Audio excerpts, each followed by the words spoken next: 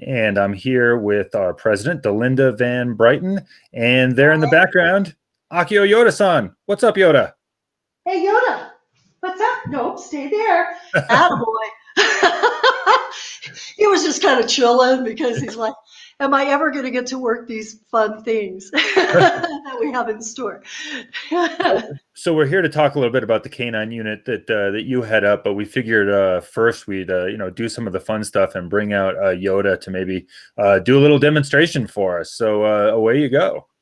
Okay, fantastic. We're not really doing a search demonstration today. There are some videos online and that are coming online that have examples of our dogs searching in the field.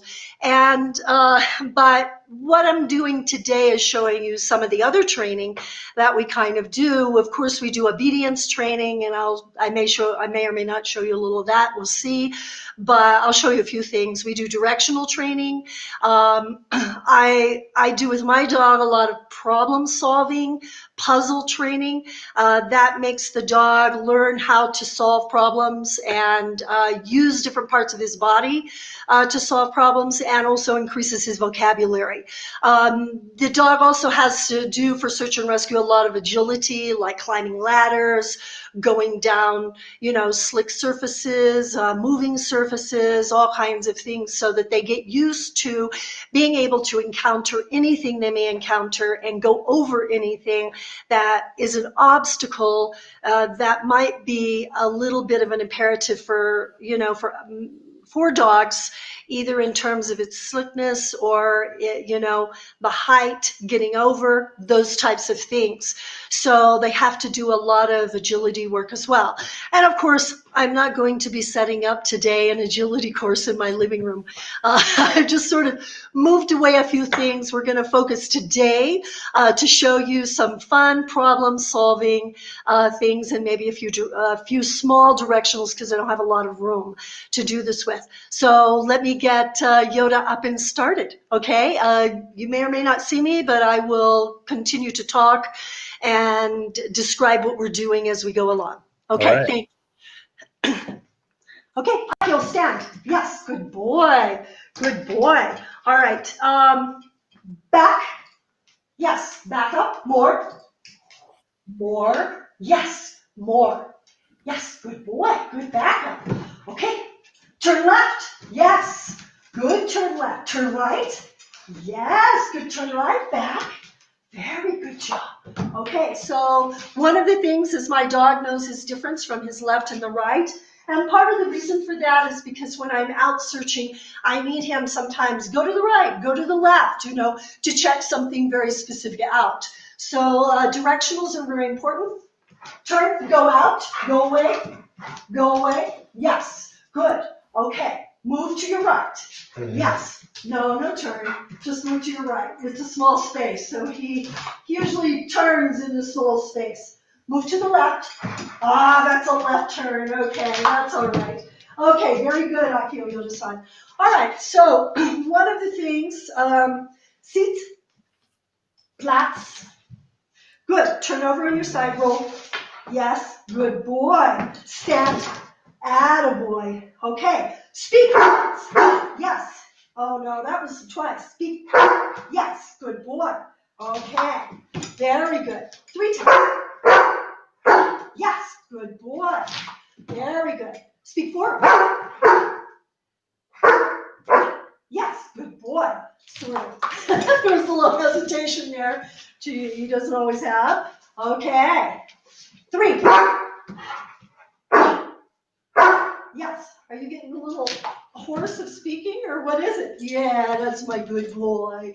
That's my good boy. Okay, so we're going to play just some basic things real quick called touch it. All right, so the dog learns to touch. And some of these things are how I start training for medical assistance dogs as well. But it also this is an important skill for a search dog, especially a human remains detection dog, to have. And so I'm going to put that down, and I'm going to put these things down. Over here. Come, turn.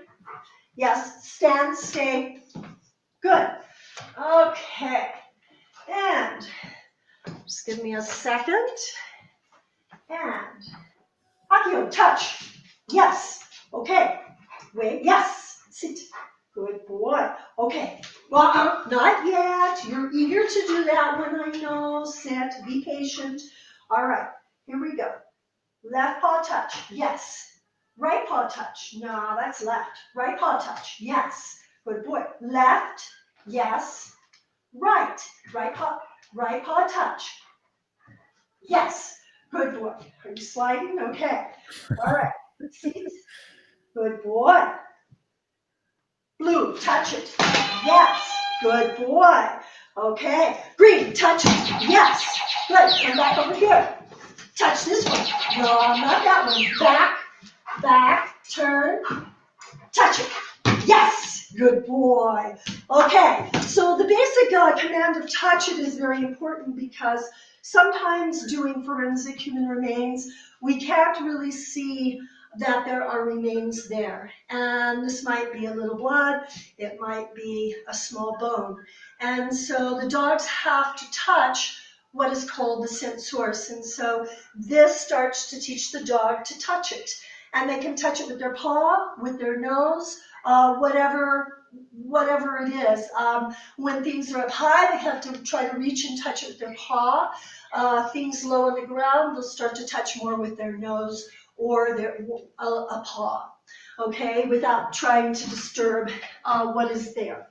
All right, so those are a few things. Then we progress into some other things. This is a little box, and it has, I'm going to show it to everybody, it has these little tubes in it. And I'm going to ask the dog to take the tubes and pull them out of the box. Okay? Here we go. Come. Let's turn. Come around. Yes, good, come around. Wait. Good dog. Okay, take it. Pull it. Take it, pull it. Pull it and put it. No, take it, pull it. Yes, pull it. Yes, and these are hard at first because it's hard to get the nose in there. Pull it, put it here. Pull it and put it here. Yes, good. Pull it. Yes, good. Put it here. Okay, no pause. No pause. Come back. Take it, pull it. Take it, pull it. Good. Here we go. Take it, pull it. Yes, good. Take it, pull it. Pull it. Take it, pull it. Take it, pull it. Yes, good boy.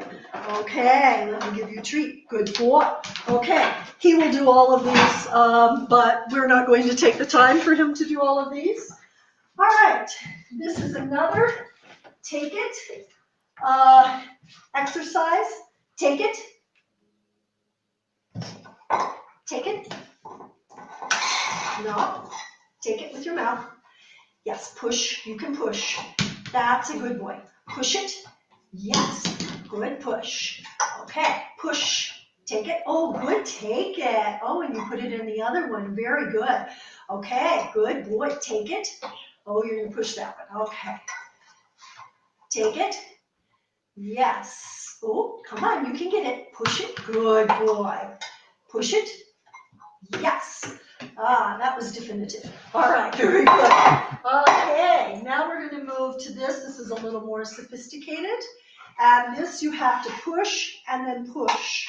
Okay, let's see if you remember this. It's been a long time since he's worked a lot of these puzzles. It's not something I do with him all the time because I focus a lot, like many, many more hours on search.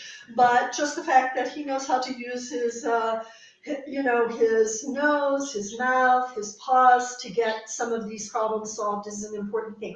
Back up a little. Yes, good boy. Okay, ready? Okay, push it. Push. Yes, good. Now push. And he remembers how to solve this. It's been months since he's worked this particular puzzle. Push it. Yes, good. Push it. Okay, ready? Push it. Yes, good. Push it. Very good, push it. Okay. Oops. This is a little more difficult because this is a wash rag rolled up into a tube, and I'm going to ask him to take it out, and then I'm going to ask him to unroll it.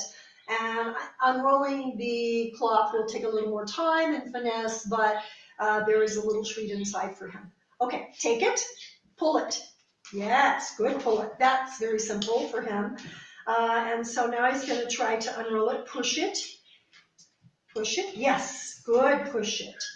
And then he's going to get this undone without tearing up the cloth, which some dogs would do. Yes, now you've got to unfold it. Yes, good boy, unfold it. Get in and unfold it. Yes, you're trying. It's hard with no opposed thumbs. So, there's one you got. Very good boy. Very good. Okay. I usually also have him do this without me holding it on the floor, but it does take him a little longer, so I'm not going to do that right now. These are cups that he has to pull apart. And so, are you ready? Come, take it. Take it. Let's put it over here so you can work it instead of you taking it, so people can see, and I'll pick up all these other things. Good boy, get it. Come around. Get it. Take it. Yes. Take it, pull it. Good boy. Get it. Get it. Here we go. Yeah. I'm going to hold this one for him because otherwise this is going to go out of the camera. Okay, take it, pull it. Take it, pull it. Yes. Okay, good boy. I'll let you have it. All right, let's do it again. Take it, pull it. Yes, pull it. Good, take it, pull it.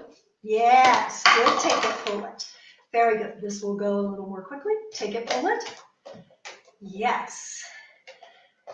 So he doesn't chase it around for a little bit before he actually decides to lay down and hold the cups and take them and pull them. Take it, pull it. I know this one's hard. I really push this one in. Pull it. Yes, pull it. Yes. Take it, pull it. No, not the whole mouth. Only part. Yes, yes. There we go. Take it, pull it. That is really stuck. I don't know if I can get it undone. There it is. Okay. Let me push it in a little bit. Take it, pull it. Yes, good boy. Okay, there you go. Very good. Out here on the other side. Yes, good boy. Speak. Yeah, good boy. Good boy, good boy. Okay, so this is also take it and pull it. The dog learns to get the string and pull it up. Okay, pull it, take it, pull it. Yes, good. Take it, pull it. I'm going to hold this still for him. Take it, pull it. Good, very good job. Pull it. Good boy. Very good. Okay. And that's good. I think we're not going to work the rest of this. Let's do this. Rocky, come, come. All right, this is a push, a pull, a push, and a take it and lift it. Okay, pull it. Here we go. Come around so everybody can see. Come around, take it, pull it. Yes, good. Take it, pull it. Good. Take it, pull it. Very good job. Okay. This is push it, push. Yes, good push. All right. This is take it, lift it, take it, yes, good boy. And this is push it, yes, good, push it. All right, very good. So these vocabularies can come in handy for the dog as we're working and searching. Okay, last one is this. This is good. Gosh, I think you worked this one before COVID started. Was the last time you worked this one. This one's fun because the dog has to tilt the bottles or the cups to get the treat out. Okay, ready? Go. Push. Yes, push. Yes, bottles. Push. You're not supposed to use your feet. Yeah, I'd like you to use your face. There you go. There's the first one. Good. Yes. Push. There you go. Good boy. Push it. Good boy. No, no, this, you've done that one. You've done that one. Push that one. That's right. Good boy. Push it. This one. Yes. Good boy. Okay, very good. Thank you, Akio Yoda-san. All right. And the last one we'll do, I think, well, we have a balance, but I'm probably going to not do the balance. Yoda, come. Go back over here. Turn. Turn. I know you like to touch those back. Back. Okay, ready? Get it? Okay, take it, put it. Yes, good boy, go get it. Go get it. Okay, so I actually have a setup with a lot of these, but it's out at my studio where the dog learns to play ball with themselves. They put it through the chute, the ball goes, and then they chase it, and then they come back and put it through the chute again. And that's a really, really fun game. Okay, the last thing, the very, very last thing is this is Akio Yoda-san's favorite ball. And this is a treat ball. It's a puzzle treat ball. So I'm going to give you a close-up. As you may can see, it has a lot of little chambers inside of it. It's probably covered with dog hair. And there's treats in the bottom, and he has to manipulate it with his paw to get the treats out. And he loves this. Now, he does work this quite a bit. And in fact, sometimes he'll do something that I consider as bait and switch with me. He will be playing with the ball with me, and then all of a sudden he goes, and instead of the ball that we've been playing with, he's brought me this.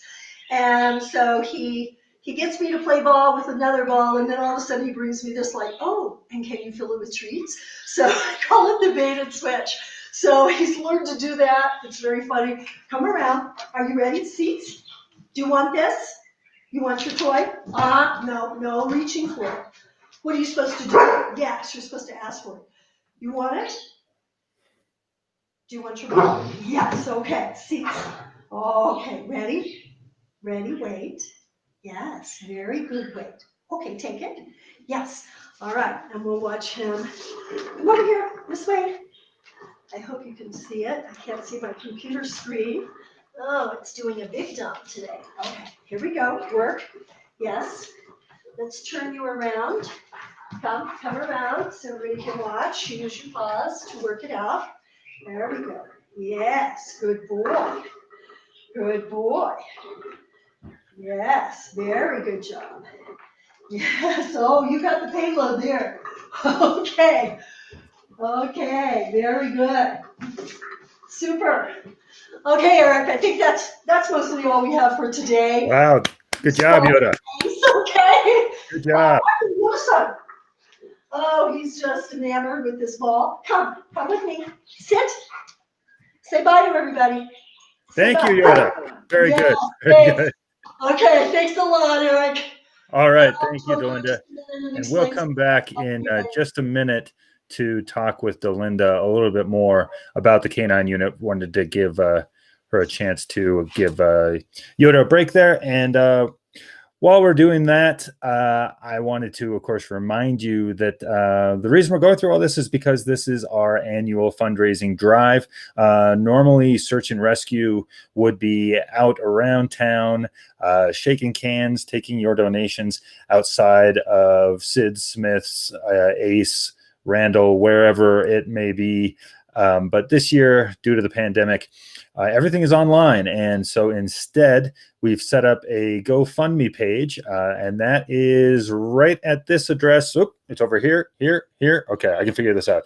Give to tsar.org.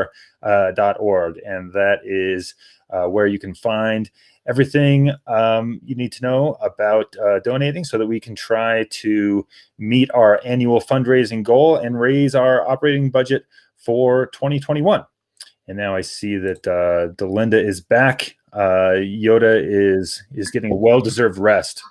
And I mean, that stuff is pretty incredible. There's some things there that I don't know that I could really do very well. Particularly the unfolding the cloth Like, that I would prefer to hire a dog to do that in a lot of Yeah, cases, if it's early in the morning.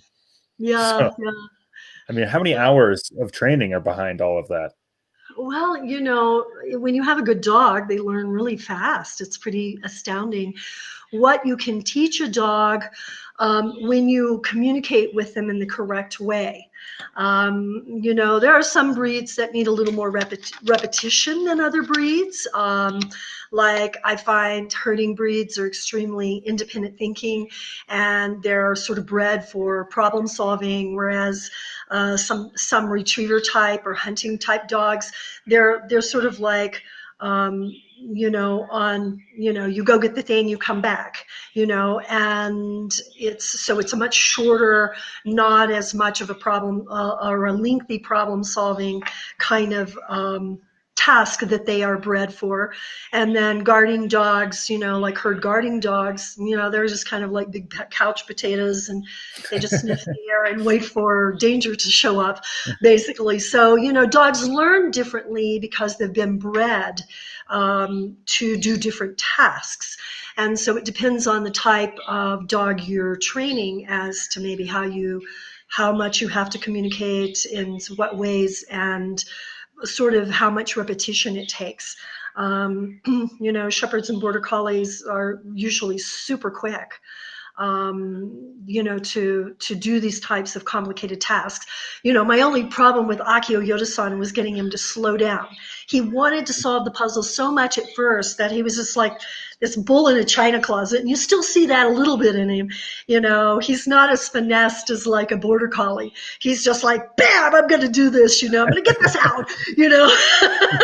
However I can, and so it's pretty funny. But yeah, different dogs learn different ways. It's so much fun to watch, and they're really fun to work with too. The canine unit kind of plays this very special role on the team, where I mean, there's a ton of training that goes into it, obviously on the handler side, but also cross training with the other units and with the rest of the team, Yes. in order to know how to interact with the dogs. I mean, tell me a little bit more about the role that the canine unit plays on the team as a whole. Okay, well, the canine unit is just a different resource. And so, the human resource, we're using our eyes, we're using our ears, primarily, not as much our smell, okay, to find something. And so when you're searching a large wilderness area, it takes a lot of people walking very slowly, oftentimes, through an area to find clues or to find someone, because sometimes someone is very hidden. If there's a child that's lost, sometimes they really hide. And because they're afraid, sometimes people are sort of down, and it's amazing, even when you're searching with the dogs regularly, how somebody can be sitting out there, and if they're wearing the right color of clothes and stuff, you just don't see them. It's pretty interesting.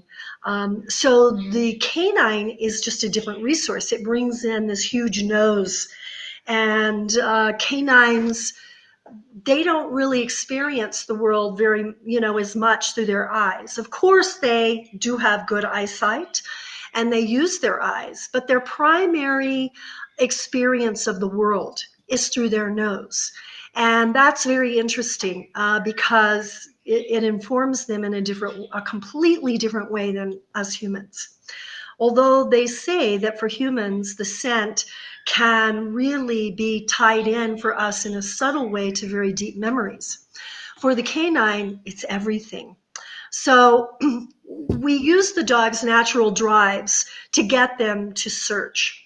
So we use the prey drive, and that's the need to search. We need the hunt drive, which is their, the, the hunt, the desire to hunt, to find something to eat in the wild is what it is. And that's the searching process. Finding the person is like capturing the prey for the dog. And then the reward that we give them at the end is like prey sharing with their pack. And so it's a completion. It's this full circle of gratification that the dog goes through. And, the dog has more scent capabilities in their nose. Like if you look at our nose, which is very small, and you look at a dog's nose, we tend to use long-nosed dogs for search because shorter-nosed dogs or stub-nosed dogs don't have as many scent perceptors. It's just a matter of physics. So we use the long-nosed dogs, and in addition to the fact that they have a lot of scent receptors, and the scent receptors are also connected to their taste in their mouth, and it perfuses up into the olfactory. Then they also have something called a Jacobson's organ, which enables the dog to scent and identify very specific pheromones. And so this gives the dog a lot more information than we get from scent. And it's pretty amazing, you know. Dogs have approximately 3 million olfactory receptors, where humans have about 6 million. That's 50 times more the ability to scent. And the percentage of a dog's brain that's dedicated to smell is about 40 times larger than ours. So this really is a tremendous difference.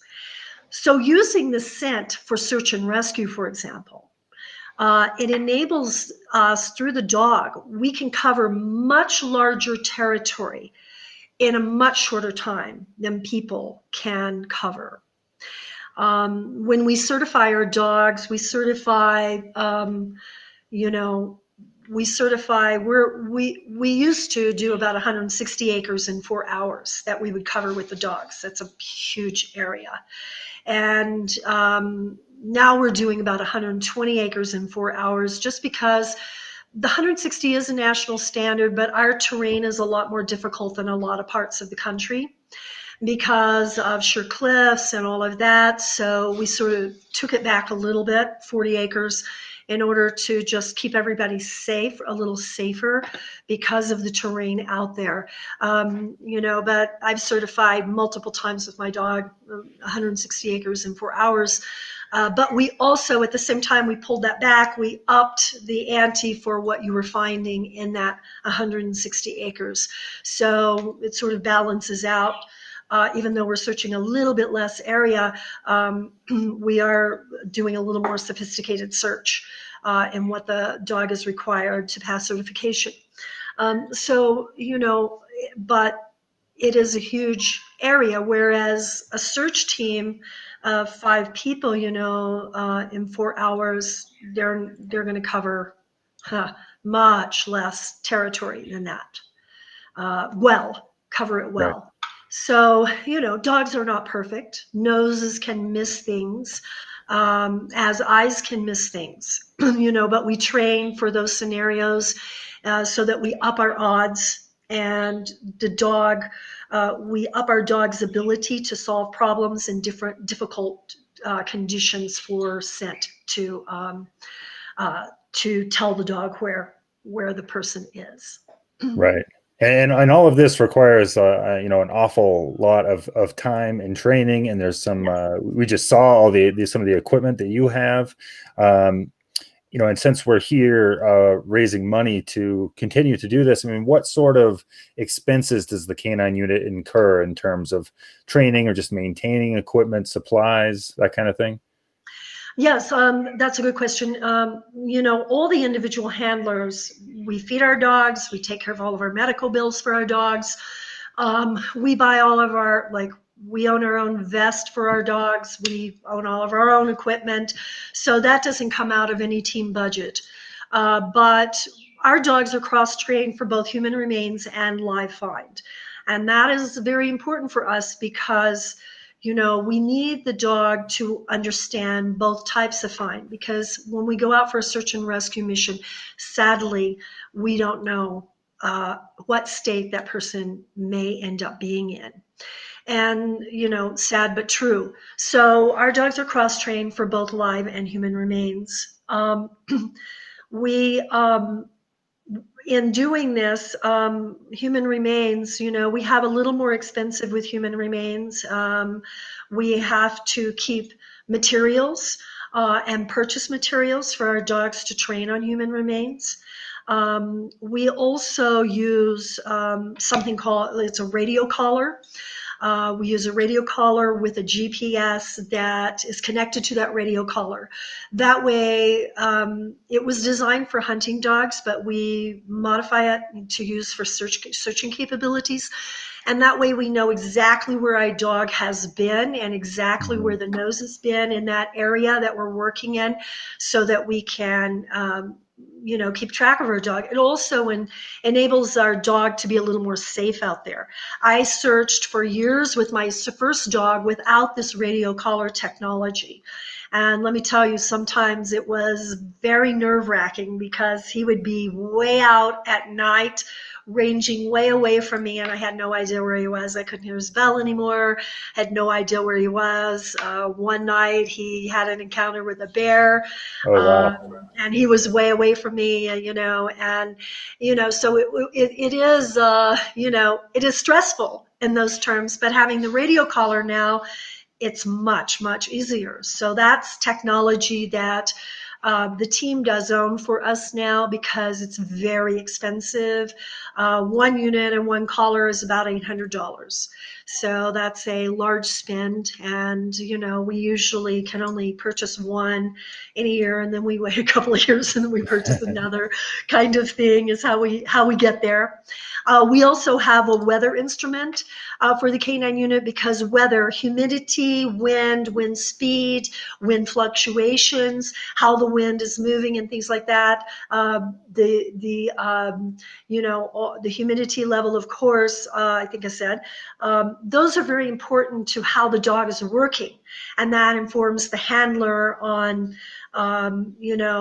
how quickly or how slowly we need to search an area to ensure that we get really good, what is called POD, probability of detection in that area, from the dog's nose.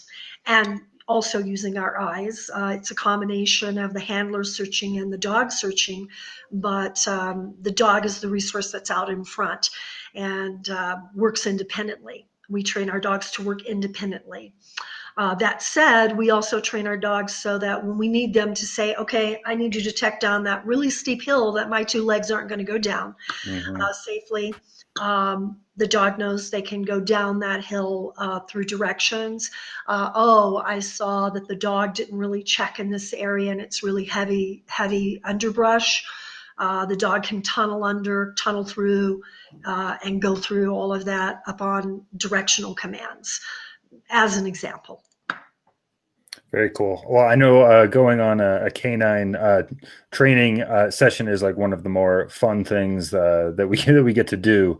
Thank you. And it's a really, like you said, it's just a kind of an amazing asset and resource for the team. So we hope that definitely everyone out there will consider with your end of year giving, go to givetottsar.org so that we can keep all of our units, K9 unit, and all the rest of the units, trained and ready to respond. Is there anything else that you think folks out there should know about the K9 unit and the role they play on our team? Well, sure. I think that, we train 1 day a week, one full day. And that day, usually at minimum, is 6 hours. Sometimes it's 10 hours out there. We're training dogs because we train until every dog gets what they need that day to be fully trained and kept up to a standard. So, and there's so much to train. So, and then we do other little training through the week with our own dogs. But so it is a big dedication to be on the K9 unit in that way. It takes a full day out of your week. That's the first thing. The second thing is we always look for subjects who want to go hide for the search dogs because we need what we call fresh meat out in the field, okay, for the dogs to find because we don't want to be finding the same people. And that's been really hard in the time of COVID. We have been really mostly hiding for ourselves lately because of COVID. But once COVID releases again, then we'll need new people again. And so that's an important aspect aspect for us. You know, it's really fun. We've been told many times it's a very exciting thing when a dog finds you out there, because you do get a sense of like you're sitting out in the middle of nowhere waiting for a dog who may be quite a long way away from you. And you're just sitting out there by yourself. And some people have said sometimes they get a little nervous and anxious. And then after a little while, they hear that dog bell.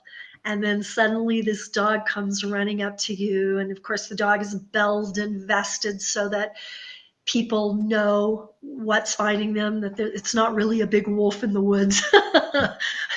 So in any case, you know, they say it's very exciting to be found by a dog. So anyone who wants to get involved, maybe as a subject or maybe just checking out what the K9 unit is about, I suppose they could get in touch through our website, which is sar-taos.org, or you know, go ahead and send a message on our Facebook page, which is where a lot of people are probably watching this. And maybe we will leave it there. And Very good. thank you very much, Delinda, for coming on, and also for Akio Yoda-san. I appreciate his many talents, and just want to reiterate to people to go to givetotsar.org, so we can keep our entire team, canine and human, ready to respond. Thank you very much, Eric. Thanks, Delinda. Thanks, everybody. We appreciate your donations. Have a great day.